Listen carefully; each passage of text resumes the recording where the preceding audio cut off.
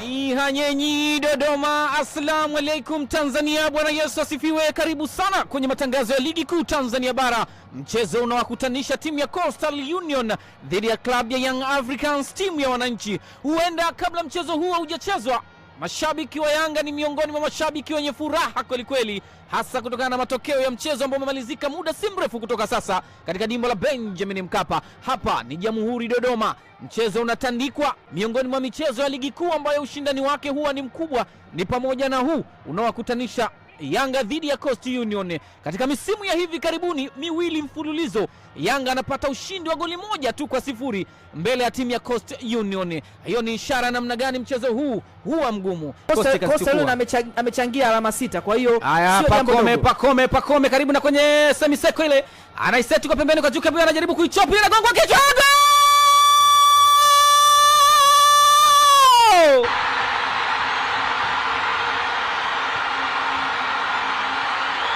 Mwana, sema tena mwana, rudia tena mwana mfalme.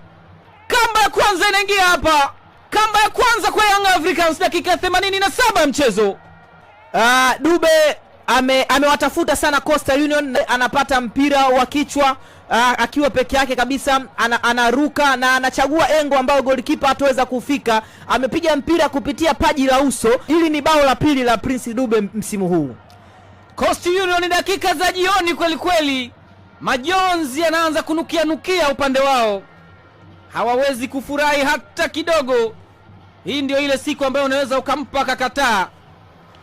Haya, wanaanzisha Coastal Union tayari wakiwa nyuma kwa goli moja. Haya, dakika ni moja tu imesalia, ama sekunde. Ndio dakika 90 za mchezo wa Coastal Union dhidi ya Young Africans imetamatika katika dimba la Jamhuri Dodoma. Yanga wakirudia kile ambacho wamekifanya kwenye misimu miwili iliyopita, kushinda kwa goli kimoja tu kimekusanya alama 3 kwa mara nyingine tena. Coastal Union chali hoi kweli kweli, hawaamini, lakini hakuna namna zaidi ya kukubaliana na matokeo.